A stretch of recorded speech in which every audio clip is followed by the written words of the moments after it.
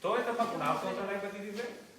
¿Sí? Ya, y eso es muy importante. La vacuna de la hepatitis B es súper efectiva y tiene una vida, un periodo de inmunidad que puede ser casi para toda la vida. Es cierto que a los 10 años es necesario hacerse una prueba de inmunocompatibilidad. Y si esa prueba es positiva, puede estar a los 10 años más.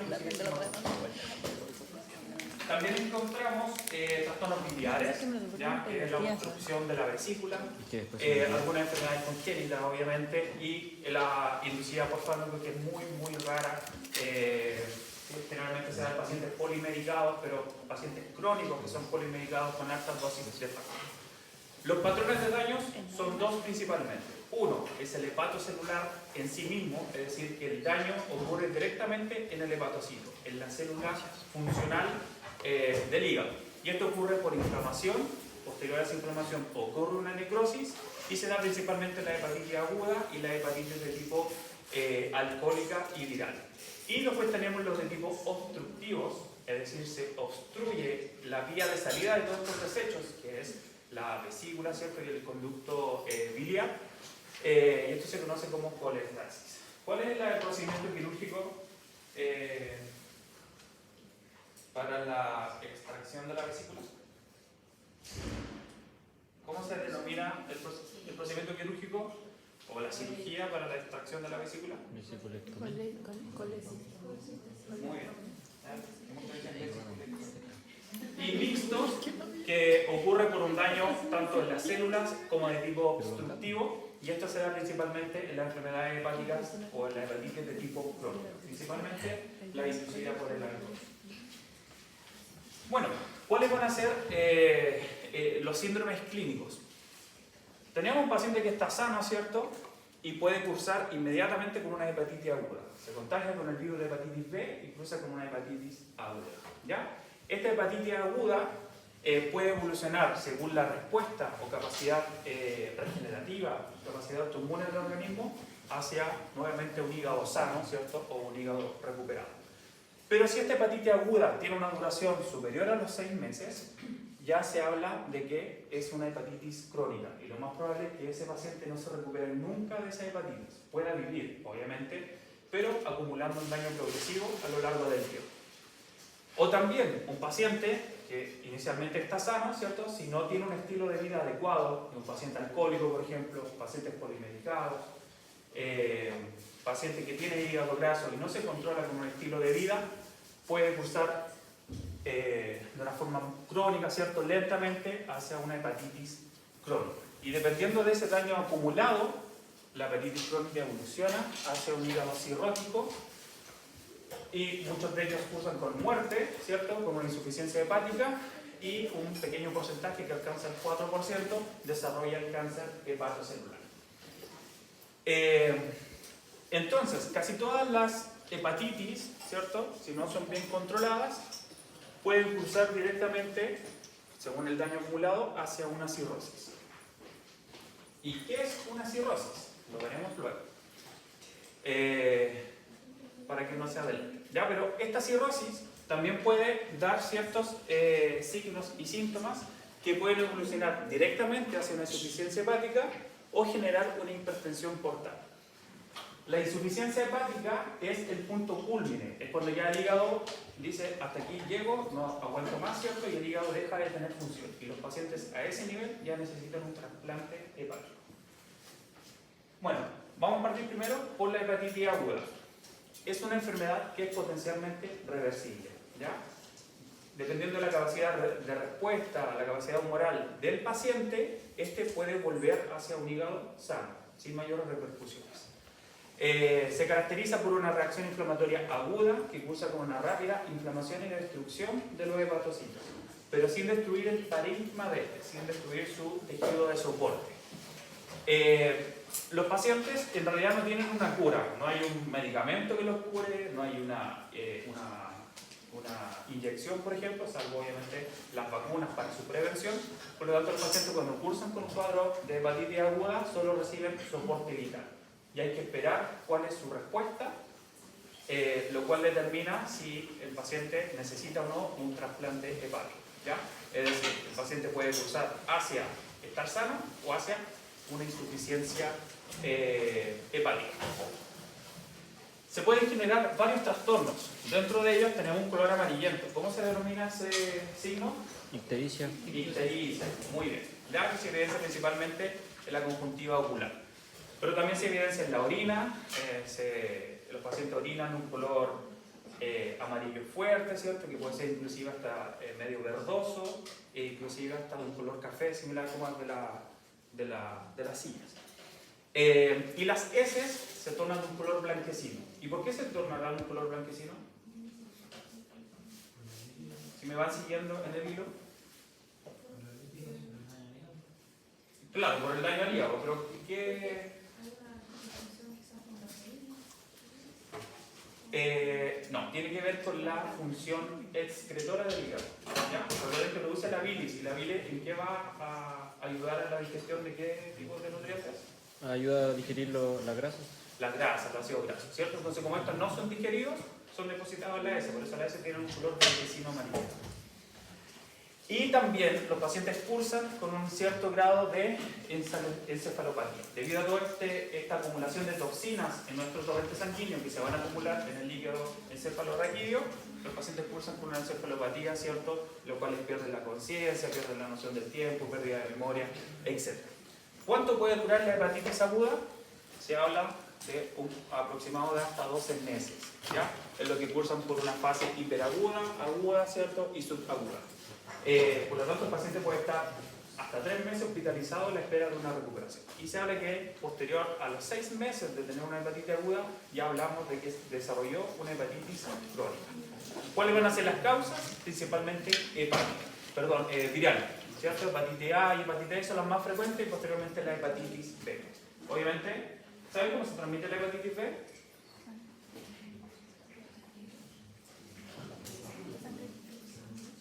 Por alimentos, por...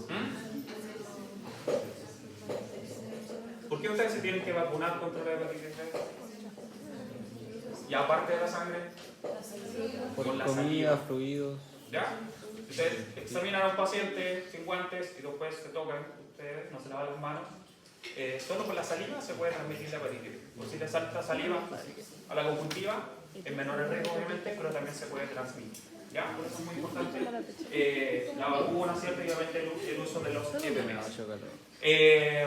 También puede ser inducida por fármacos y otras enfermedades, ¿cierto? Que no vienen a nosotros. Ahí no me puede saltar la conjuntiva. ¿Cuál va a ser el ciclo? Entonces, el paciente se contrajo la hepatitis B, por ejemplo. Ya cursa por un periodo de incubación que puede durar hasta 150 días. Es decir, son 150 días en los que nosotros no sabemos que tenemos hepatitis. Después cursa por un periodo de sintomatología inespecífica. ¿Ya? Generalmente fatiga, falta de apetito, pero son síntomas que son muy inespecíficos cualquier enfermedad puede dar esos síntomas, ¿cierto? Y recién, cuando se llega a la fase clásica o ictérica, que es cuando ya el virus está completamente instalado dentro de nuestro hígado, y el hígado ya ha alcanzado casi un 60% de pérdida de funcionalidad, recién ahí aparecen los primeros síntomas, ¿ya? Que es la fase ictérica. Obviamente, los pacientes ahí ya pueden cursar con una cierta encefalopatías y los pacientes requieren una hospitalización. Ya se hospitalizan en la UTI o en la UCI y ahí están hasta que ellos se recuperen. Puede cursar con un periodo de convalescencia, ¿ya? Que es una de las causas más probables, o puede con una insuficiencia hepática, que si el paciente no recibe un trasplante hepático luego, obviamente fallece. Y en algunos de ellos, ¿cierto?, pueden evolucionar inclusive a un cáncer hepatocelular. Por eso, bueno, el hígado también es una de las principales causas de muerte a nivel mundial. ¿Ya? Por eso es que existen muchas campañas contra la vacunación, principalmente de la hepatitis B, y sobre también el lavado, ¿cierto?, de frutas y verduras, etc. Ya que tiene una contaminación de tipo parenteral y vertical. Bueno, después nos pasamos, la hepatitis crónica, ¿cierto? Tiene casi los mismos síntomas de la hepatitis aguda, solo que el hígado aún es funcional. Y el hígado va acumulando cierto daño progresivo a través del tiempo hasta desarrollar una cirrosis hepática. ¿Qué es una cirrosis? El hígado, al tener siempre un constante estímulo inflamatorio y constantemente como van muriendo células hepáticas, estas células son reemplazadas por tejido cicatrizante, ¿ya? Y se van depositando, ¿cierto?, todas estas cicatrices, estas fibrosis, que van cambiando la arquitectura del hígado. Cada vez tenemos menos células funcionales, más tejido cicatrizal, ¿cierto? Por lo tanto, se va perdiendo su función. Y esta pérdida de función sí es irreversible. Ahora, ¿cuáles son las causas que lo pueden desencadenar? Nuevamente el alcoholismo, ¿cierto?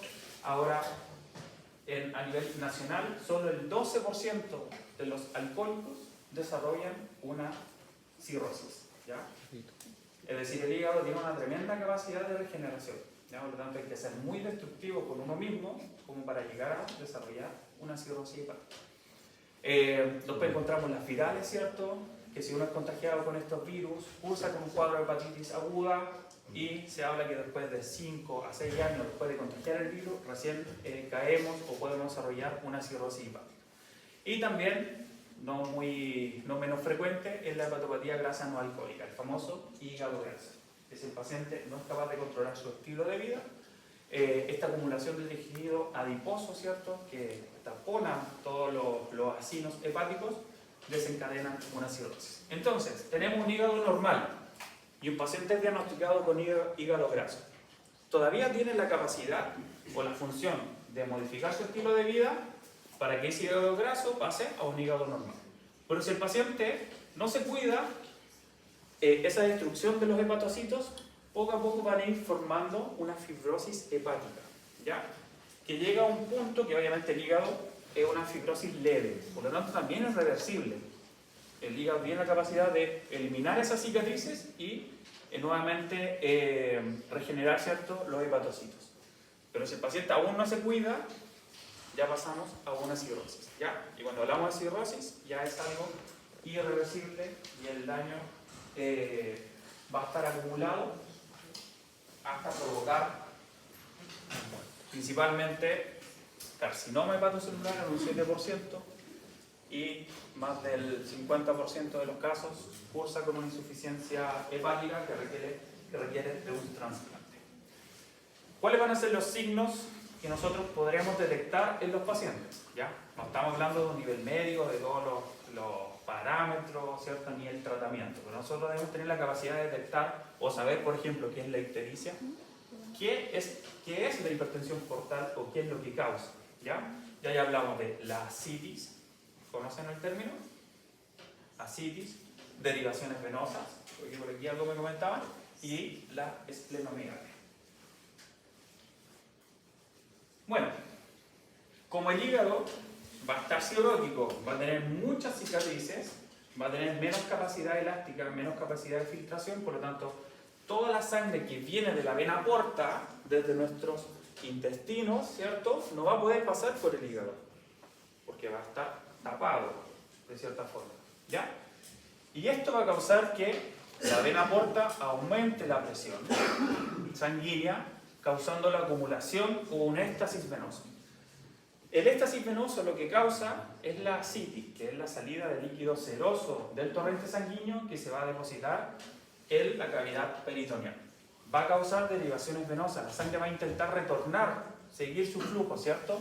Principalmente se encuentran las varices esofágicas, las varices periumbilicales, ¿cierto?, y también las hemorroides. Y también se cursa con una esplenomegalia, que es la inflamación, ¿cierto?, del aumento de tamaño del vaso. Y esto trae también consecuencias, ¿cierto?, a nivel de la homeostasis hemática. Bueno, la ascitis es la acumulación de líquido peritoneal, ¿ya? Los pacientes tienen un abdomen muy abultado, inclusive con inversión del ombligo, se desencadena todo un desequilibrio hidroelectrolítico, ¿cierto?, donde se altera la volemia del paciente. Los pacientes cursan con una hipovolemia, necesitan constantemente eliminar este líquido de la cavidad pleural, ¿cierto?, y ser infiltrados con transfusiones sanguíneas o infiltración de suero fisiológico para devolver el volumen circulante normal. Por lo mismo, toda esta cavidad peritoneal se puede infectar, ¿cierto? Y los pacientes, al tener un volumen abdominal aumentado, cursan con la disnea. ¿Qué es la disnea? Muy bien. También cursan con derivaciones venosas. Las principales son las varices gastroesofágicas, por eso los pacientes con insuficiencia hepática les piden mucho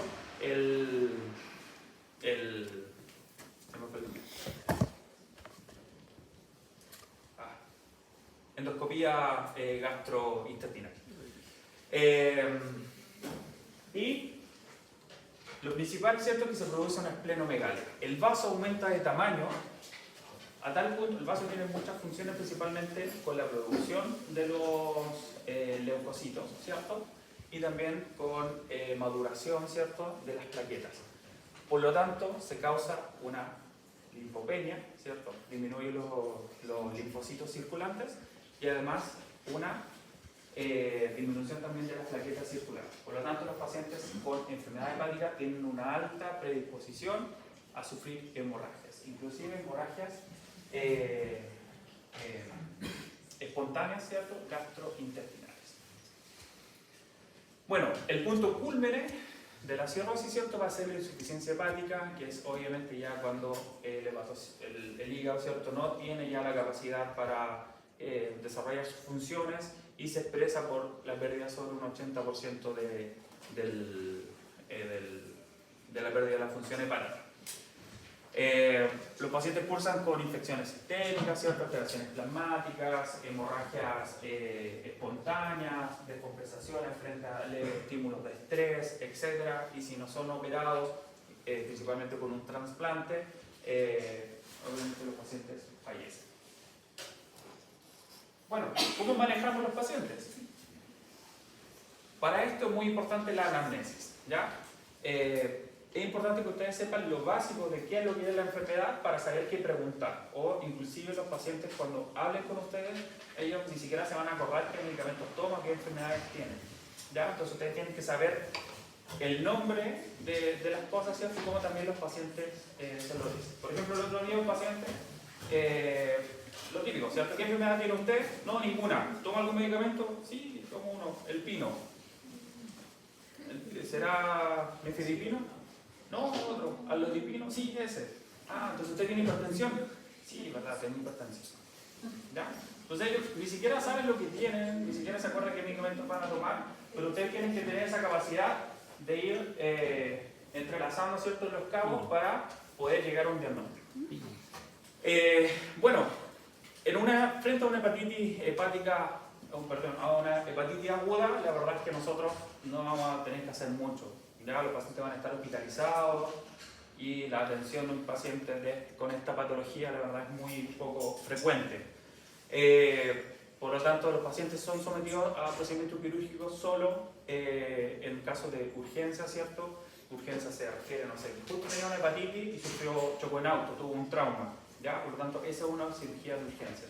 Pero una ortodoncia dental, por ejemplo, no va a ser una cirugía de urgencia.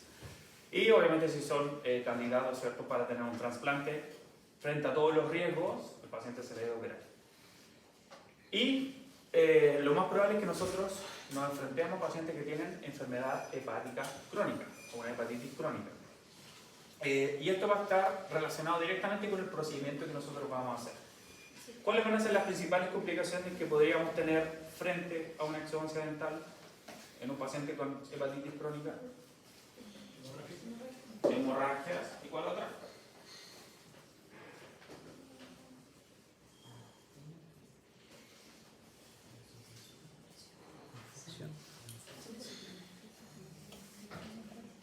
¿Qué cosa de la esplenomegalia?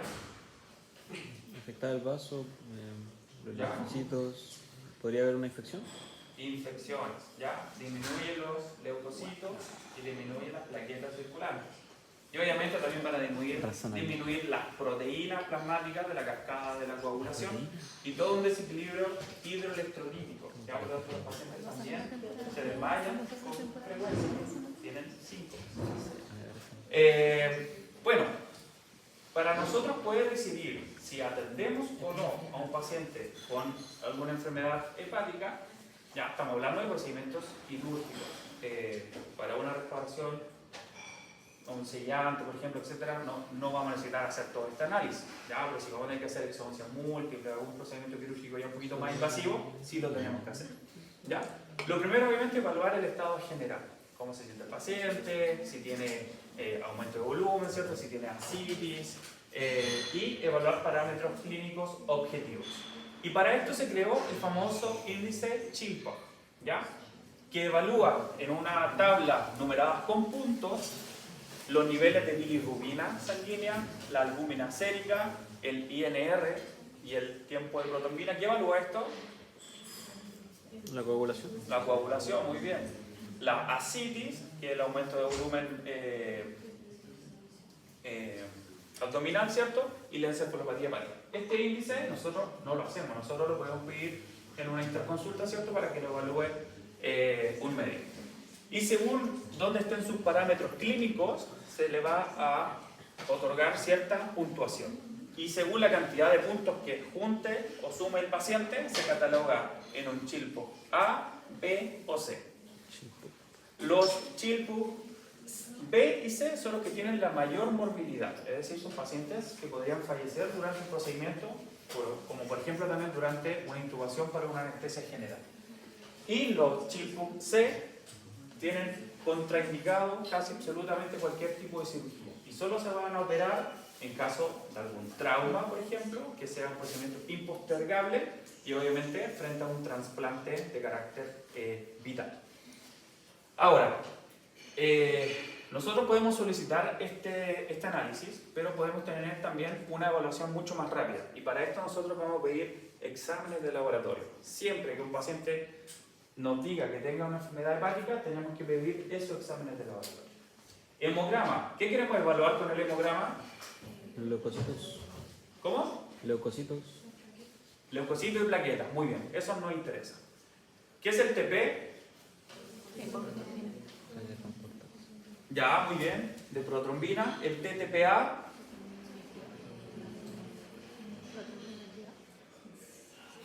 Tiempo parcial.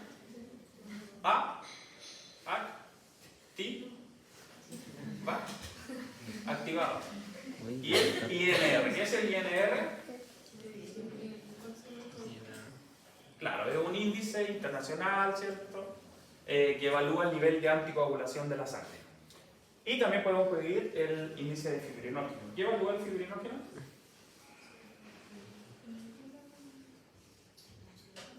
Ya, lo vamos a pasar en otra clase, pero el fibrinógeno evalúa la degradación de los coágulos. ¿Ya? El paciente puede estar formando bien el coágulo, pero hay proteínas que degradan el coágulo y ahí puede estar el problema de la hemorragia. ¿Ya? Y eso se evalúa con el fibrinógeno. Y obviamente también deberíamos pedir un perfil hepático, ¿ya? Que evalúa la albúmina, bilirrubina, fosfatasa y el perfil lipídico, como para nosotros tener una idea más o menos, principalmente de la bilirrubina y la albúmina sérica, frente a qué paciente nos estamos enfrentando. Bueno, y según eso vamos a clasificar. Si es un Chilpop A, el paciente puede tolerar una intervención quirúrgica sin mayor inconvenientes. El B, ¿cierto?, debe ser preparado para una preparación médica, y esto se nos conoce como interconsulta correctiva, ¿cierto? Nosotros hacemos la interconsulta a un médico en medicina interna principalmente para que corrija todos los valores plasmáticos para nosotros poder tener una cirugía sin mayores inconvenientes. Y Chilpop C, obviamente, solo cirugía de urgencia, como ya les he repetido. Ahora, la pregunta que siempre nos hacemos, ¿podemos utilizar vasoconstrictor? La verdad es que sí. Y en un paciente con una inflamación hepática, por favor, sí utilicen el vasoconstrictor. Ya hablamos la vez pasada de que el anestésico local tiene una posología, ¿cierto? Tiene un rango. ¿De cuánto era? La posología de la lidocaína. De 4,4 a 7. Muy bien. ¿Está bien escrito? Pero nosotros podemos utilizar 7 solo si utilizamos vasoconstrictor, ¿ya? Porque esto hace que el fármaco esté en el lugar y no se diluya hacia el torrente sanguíneo, por lo tanto disminuye su toxicidad. Entonces, en un paciente que tiene una enfermedad hepática, ¿cierto? una mayor cantidad de anestésico local aumenta la hepatotoxicidad, aunque por lo tanto el vasoconstrictor disminuye esta hepatotoxicidad. ¿Ya? Y así también disminuimos el riesgo de hemorragia. Y también debemos tener consideraciones con los fármacos que le podemos recetar. ¿Ya? Porque algunos de ellos necesitan una disminución de la dosis. Lo más seguro para dar, paracetamol. ¿Ya? ¿Qué tipo de fármaco es el paracetamol? ¿Es un AINES? ¿Qué es lo que es? ¿Es un AINES? No, No. ¿Está todo de acuerdo? es un analgésico. Es un analgésico, ¿cierto? Así como están los analgésicos opioides, está el paracetamol, que es el acetaminofén, y están los AINES, que son los analgésicos antiinflamatorios no esteroides. ¿Y a qué nivel actúa el paracetamol? ¿A nivel central, periférico? Central, ¿Y a qué se refiere con nivel central? los receptores del dolor. No, ¿Dónde actúa? en la mente. En la mente, ¿cierto? En el sistema nervioso central. Entonces actúa directamente sobre los nervios, para que ustedes lo entiendan. ¿Ya? Entonces, menos tóxicos que los AINES que actúan a nivel periférico. ¿Ya? Recorren todo nuestro cuerpo buscando dónde nos duele. Entonces, el paracetamol es el principal analgésico que nosotros deberíamos recetar. ¿Ya? Se puede administrar una dosis normal. ¿De cuánto es la dosis máxima del paracetamol? ¿Con qué más está ahí? 4 gramos, ya sin ningún problema. Pero se estableció una dosis de seguridad que es hasta 2 gramos. Si lo piensan bien, ¿cuál es la ¿qué receta le harían ustedes para que se cumplan los 2 gramos? 1 gramo cada 12. ¿Ya? ¿Cuánto dan ustedes normalmente para paracetamol? 500 miligramos cada 8 horas. ¿Cierto? ¿Y cuánto sumaríamos en el día? 1,5 gramos. 1,5. Sí. 1 gramo y medio. Entonces, con un paciente sano ya están cumpliendo, están dentro del rango de seguridad. ¿Ya? Opioides, Mira, 4. que es el tramadol, evitar, ¿cierto? Y solo en caso de extrema urgencia. La amoxicilina no tiene modificación de dosis. La deberíamos indicar sin ningún problema. Amoxicilina con clavulánico la deberíamos evitar. ¿Ya? ¿Qué fármaco estaría ahí siendo hepatotóxico? ¿El ácido clavulánico? El ácido clavulánico, muy bien. ¿Ya? Que en combinación con la amoxicilina sí se ha demostrado de que tiene cierto potencial hepatotóxico, por lo tanto la dosis se debería disminuir. Solo de 500 con 125 cada 12 horas. ¿Ya? En vez de darla cada 8, se debería cada 12. La clindamicina, ¿cierto? Se debería evitar, los macrólidos también, y la tetraciclina y metronidazol deberíamos reducirla a la mitad. ¿Cuáles son los macrólidos? Me lo preguntaba ya muchas veces. La eritromicina. Son 3. Eritromicina, la eritromicina, La eritromicina. falta uno. Miomicina. Termina con Muy C. bien. Acitromicina. Perfecto. ¿Ya? Eso lo quería comentar con un paciente hepático. ¿Ya? Si se ven, el manejo no es muy complejo, pero nosotros debemos saber a qué nos estamos enfrentando. Paciente con compromiso renal. Sistema renal, ¿cierto? Esta es una unidad funcional, ¿cierto? Que es el glomérulo con el asa de Henle, etcétera, etcétera. ¿Ya? ¿Cuál va a ser su función? Filtrar también nuestro torrente sanguíneo, ¿cierto? Contribuyendo a la eliminación de desechos metabólicos y principalmente farmacológicos, que muchos de ellos son secretados por el hígado, que posteriormente tienen una metabolización hepática, pero una secreción, ¿cierto? Renal. Obviamente interfieren en toda la homeostasis de los fluidos y los electrolitos, principalmente con el sodio, el calcio, el potasio, etc. Esto contribuye al balance ácido-base y también tiene ciertas funciones hormonales, principalmente, ¿cierto?, con la hormona diurética y antidiurética. ¿Cuáles van a ser las principales enfermedades? La insuficiencia renal aguda, ¿cierto?, insuficiencia renal crónica. Y al igual que la enfermedad hepática, la insuficiencia renal aguda mantenida o repetitiva por el largo del tiempo puede dar o arrojar a una insuficiencia renal crónica. La insuficiencia renal aguda es de corta duración, ¿ya? Dura 2 a 3 semanas aproximadamente, los pacientes cursan con un cuadro de mucho desequilibrio homeostático, principalmente con la acumulación de compuestos nitrogenados, la urea, la creatinina, ¿cierto? Y obviamente una caída del déficit urinario. Entonces ahí hablamos de oligouria y anuria en el caso del paciente no pueda orinar. ¿Cuándo se va a desencadenar una insuficiencia renal aguda?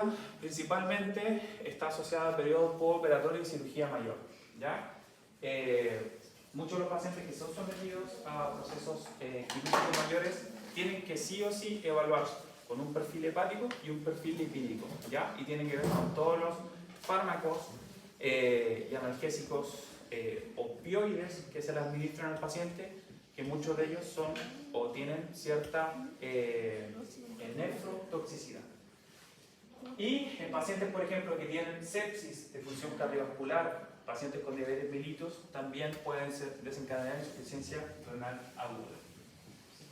¿Cuáles van a ser sus causas? Tenemos causas prerrenales, es decir, que ocurren antes del órgano, antes del riñón. Entonces aquí tenemos falla en la perfusión renal, como por ejemplo una hemorragia, un shock séptico, quemadura, ¿cierto? Pacientes que tienen bajo volumen sanguíneo, producto de esta quemadura, disminuye su volemia, no tienen la suficiente presión sanguínea para que en el glomérulo se filtre, ¿cierto? Por presión osmótica y el riñón pueda cumplir su función. Tromboembolismo, un coágulo renal, es un infarto renal, lo bien dicho. También puede ser de tipo renal, es decir, ocurre un daño directo en el glomérulo, y aquí es donde encontramos principalmente los pacientes con hipertensión y diabetes mellitus. ¿Ya? ¿Se acuerdan la vez pasada? Yo les comentaba que la diabetes mellitus genera un daño en la microvascularización, ¿cierto? Principalmente en el glomérulo. Entonces todos esos capilares que hay en el glomérulo son afectados, ¿cierto? Y ahí se provoca un daño directo en el riñón, ¿ya? Y los pacientes con diabetes, ¿cierto? No me acuerdo el porcentaje exacto, pero la gran mayoría de ellos no se cuidan bien y terminan, ¿cierto? Pacientes diabéticos es común encontrar que se dializan, ¿ya? Producto de una pérdida de la función renal. Y después tenemos causas postrenales, donde encontramos principalmente la obstrucción de la vía de salida de la orina, ¿ya? Como puede ser un cálculo renal. Bueno, los pacientes cursan con esta insuficiencia renal aguda, ¿cierto? Muchos de ellos se recuperan. Veíamos en la diapositiva anterior que la mortalidad era del 20% y puede pasar sin ningún problema, ¿ya? La verdad que la insuficiencia renal aguda muchas veces es un hecho fortuito, ¿ya? Todos estamos propensos a desarrollar alguna. También puede ser desencadenada por una infección urinaria alta. Bueno, pero lo principal o lo más común que nosotros nos vamos a encontrar, ¿cierto?, es con la insuficiencia renal crónica. Muchos pacientes van a tener esta patología, nosotros debemos saber enfrentarnos a ella. Cursa con una pérdida progresiva de la función renal, ¿cierto? Comparten muchas de las causas que yo ya antes les mencionaba con la insuficiencia renal aguda, principalmente autoinmune, ¿cierto? Toxicidad por fármacos, y entran en juego obviamente la diabetes y la hipertensión. ¿Cómo se evalúa la insuficiencia renal aguda? No sé si se acuerdan de fisiopatología, no sé si le pasaron esto. ¿No? ¿Ah? ¿Por qué?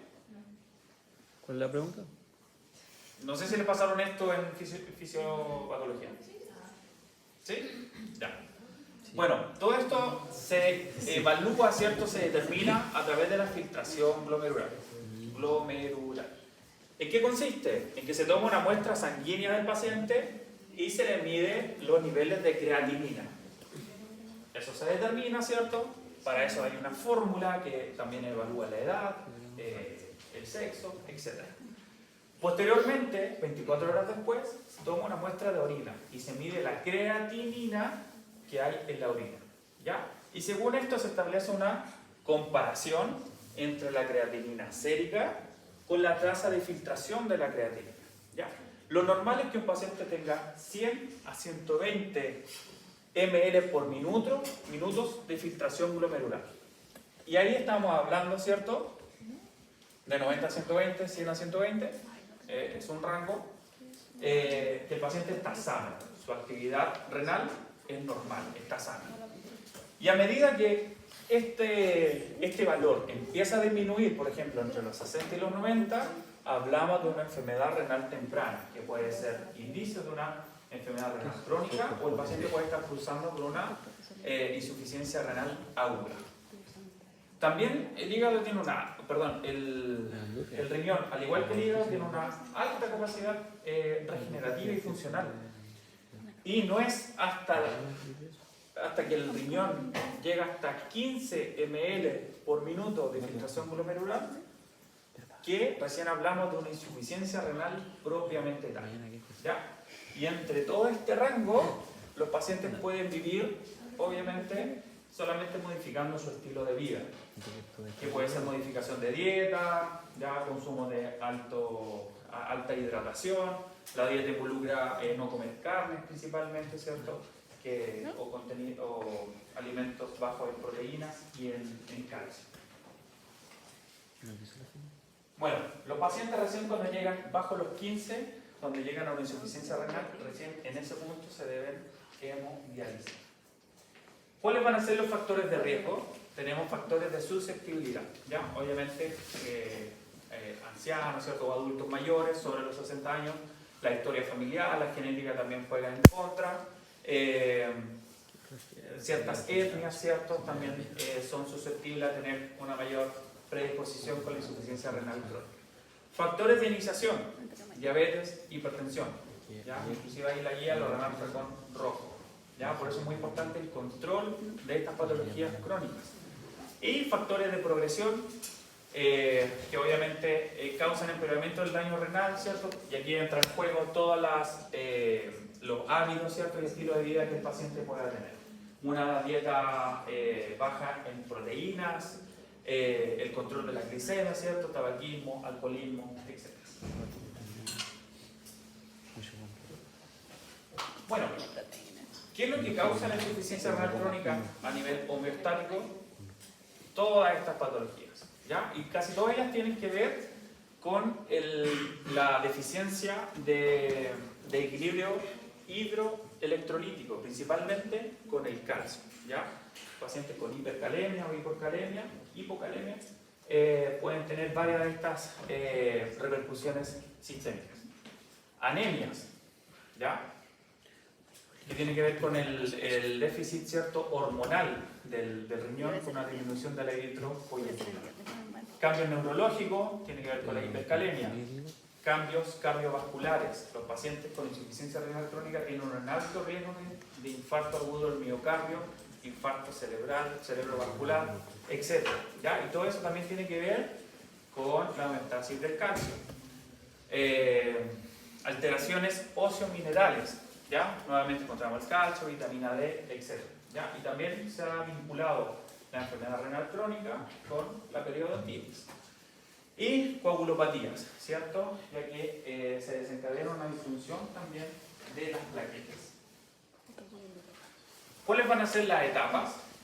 Tenemos 5 etapas descritas, que todas estas van a estar determinadas según la tasa de filtración glomerular. Y no es hasta que el paciente llega por debajo de los 15 ml por minuto que recién en esa fase los pacientes se deben dializar. ¿Ya?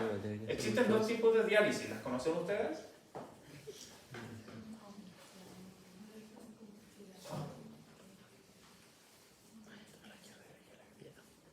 Ya. Está la diálisis peritoneal, que es la imagen que tenemos ahí, ¿ya? Y esa diálisis se puede hacer en casa.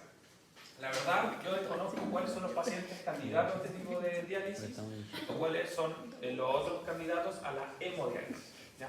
La hemodiálisis tiene que ser en un centro de hemodiálisis, generalmente en un hospital, ¿cierto? O consultas privadas, ¿cierto? Que tienen convenio directo con los hospitales. Pero la diálisis peritoneal, ¿cierto? Consiste en instalar un catéter que queda de forma permanente en el peritoneo, ¿cierto? Al igual que la enfermedad hepática, los pacientes tienden a acumular líquido peritoneal. Y es este líquido peritoneal el cual se filtra, ya a través de una bolsa de solución una bomba y un filtro, ¿cierto? Y caen todos los desechos en esa bomba. El paciente luego cierra esa bolsita, la bota y continúa su vida. ¿Ya? Pero no les podría indicar cuáles son candidatos a este tipo de diálisis y cuáles son los candidatos a la hemodiálisis. ¿Ya? Obviamente está mucho más cómoda porque se realiza en casa. El problema está cuando los pacientes se realizan la hemodiálisis, en la cual a través de un catéter se saca la sangre del cuerpo, ¿cierto? Pasa por una monitorización, una bomba, ¿cierto? Un filtro y posteriormente, ¿cierto? Vuelve a la circulación corporal.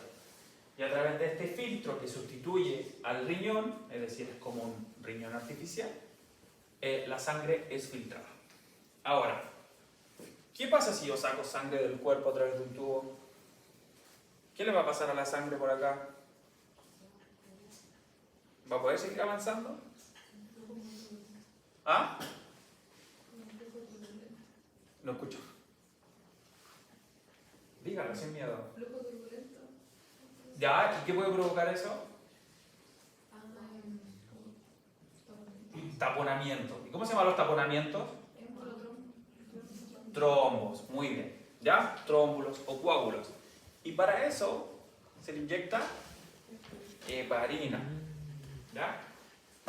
La heparina es una hormona que va a provocar, ¿cierto?, que es un cofactor de la antitrombina 3 y tiene todo un sistema de la cascada de la coagulación que provoca la prevención de coágulos sanguíneos. ¿Ya? Cuando ustedes les toman muestras sanguíneas, ¿cierto?, los tubos vienen con heparina, por eso la pueden mover, ¿cierto?, y la sangre no se coagula en el tubo de vidrio. Ahora, la heparina es de rápida duración y de rápida acción. ¿Ya? 3 a 5 minutos después que la heparina es inyectada, ya está haciendo efecto. Y puede durar hasta 1 hora, 1 hora y media. ¿Ya? Aunque tasas residuales de esta hormona pueden inclusive durar hasta 10 a 12 horas posterior de su utilización. Por eso, es muy importante, ¿qué creen ustedes? ¿Puedo atender a un paciente que se realiza hemodiálisis? ¿Cuánto dura una hemodiálisis? Dura aproximadamente 4 horas. ¿Ya? Los pacientes generalmente en la mañana o en las tardes están 4 horas sentados hemodializándose, ¿cierto? Y después en la tarde vuelven a su casa. Y si un paciente que se realiza hemodiálisis le pide ahora a usted para extraer su ambiente, ¿podrá atenderlo ese día?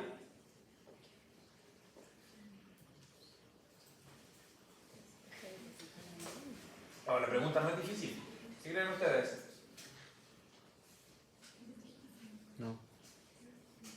Yo me fui a hemodializar en la mañana y me dolía un diente y tenía que ir al dentista, lo llamo a usted. Aló, doctor, necesito que caiga un diente, voy a ir ahora a las 3 a la consulta. El paciente llega, se sienta, vengo a sacarme el diente. ¿Se lo sacan ustedes? No, porque no va a coagular y puede haber hemorragia. Eso quería decir. Ya, no es difícil.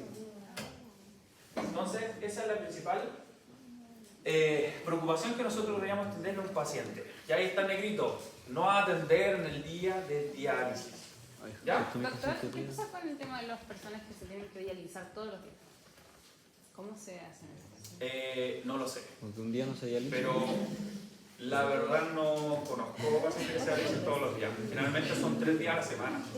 ¿Y si se hace la exo antes de dializarse? Generalmente son 3 días a la semana. ¿Ya? Es infinita. Bueno, son los lunes, martes y viernes. Casi todos los centros de diálisis funcionan así.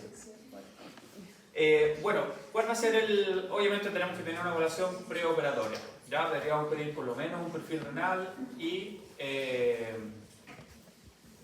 donde vamos a evaluar la creatinina, calcio, etcétera, la curva de tolerancia a la glicemia. Ya recuerden que si un paciente es con insuficiencia renal crónica, lo más probable es que también tenga diabetes, lo más probable es que también tenga hipertensión. ¿Ya? Y sí o sí deberíamos evaluar los exámenes de coagulación. El hemograma, ¿cierto? Vamos a ver el recuento plaquetario y las principales pruebas de coagulación, que son el TP, el TTPA o TTPK, que es lo mismo, ¿cierto? Y el INR. ¿Cuáles van a ser las consideraciones postoperatorias?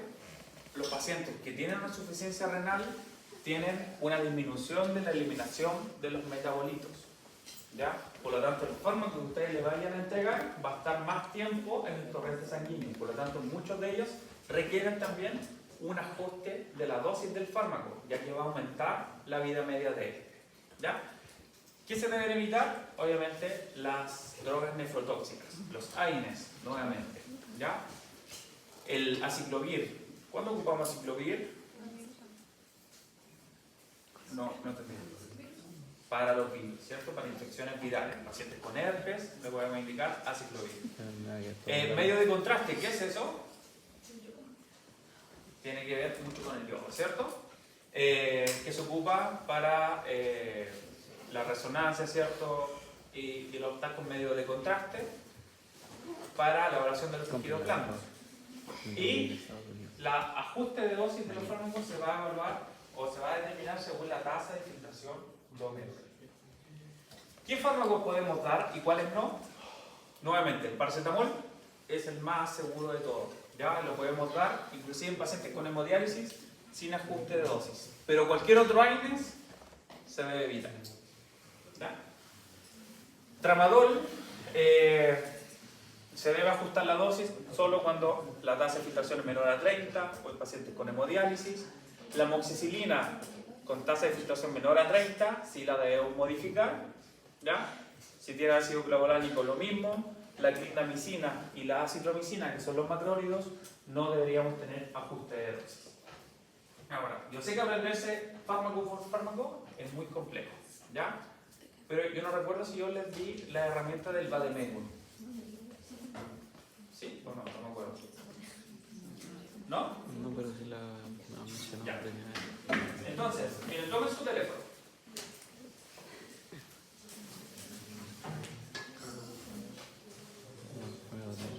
Entonces, van a escribir ahí en el buscador cualquier fármaco que ustedes quieran buscar. Ya vamos a buscar, por ejemplo, la amoxicilina. Amoxicilina, vademecum, pero van a colocar después del vademecum IQV. No, video es fotograma. IQV, así como está en la pantalla. ¿Se ve o no?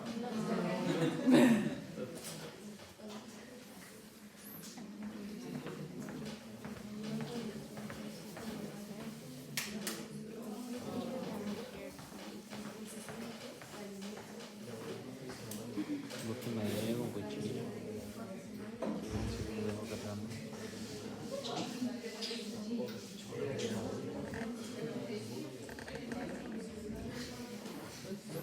Ahí está.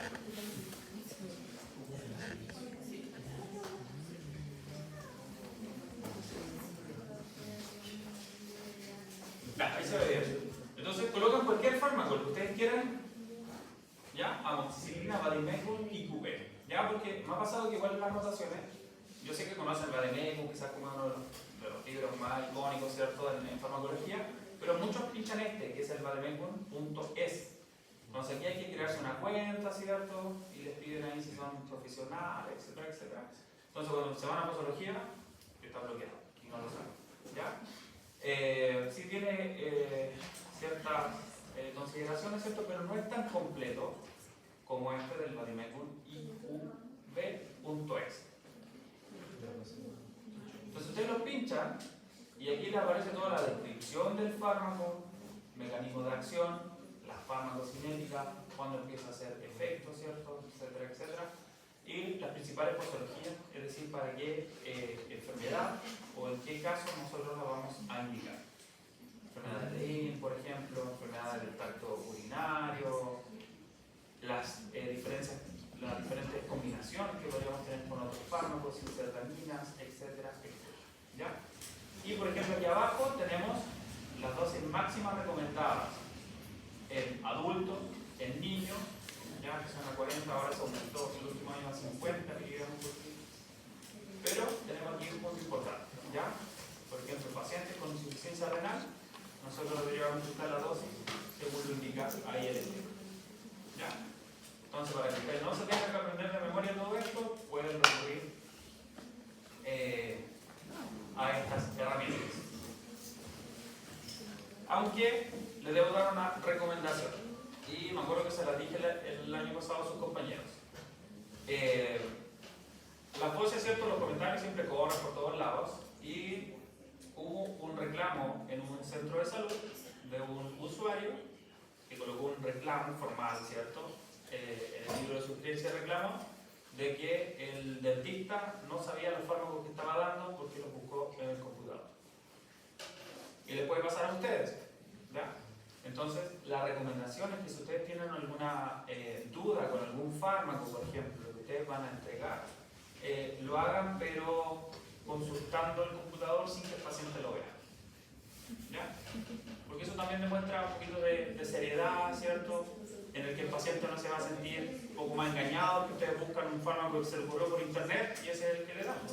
Si es por eso el mismo paciente va a la farmacia y compra el medicamento, ¿ya? Entonces esa es una recomendación al utilizar esta herramienta. Y la otra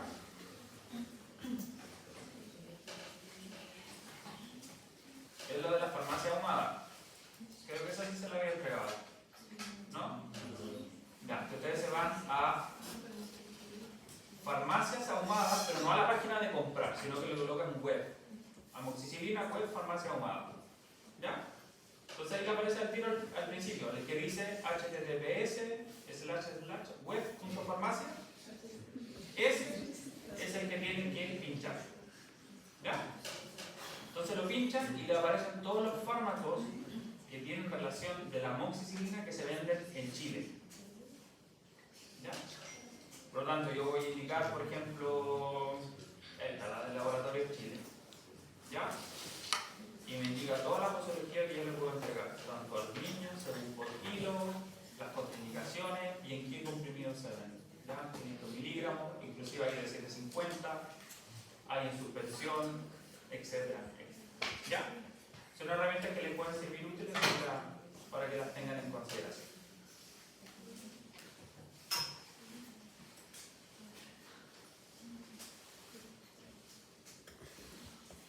Eso. ¿Ya? Y finalmente quería terminar. Recuerden que ustedes van a formar parte de un equipo de salud. ¿Ya? Y obviamente los pacientes que tienen alguna enfermedad renal, por lo general, tienen manifestaciones orales. Y dentro de ellas, al igual que la diabetes, por ejemplo, tenía el aliento cetónico, los pacientes que tienen insuficiencia renal tienen un aliento urémico. El aliento urémico se describe como un aliento a orina, ¿ya? Como a pescado, ¿ya? Como orina fuerte. Ese es el olor, ¿ya? Los pacientes también cursan con disgeusia, lengua saburral y tenemos principalmente serostomía y mucosas pálidas. Entonces, si nosotros somos capaces de ver estos signos clínicos, podemos inclusive, ¿cierto?, sospechar de una insuficiencia renal y realizar la derivación correspondiente. Eso le quería comentar en esta oportunidad. No sé si tienen dudas o consultas.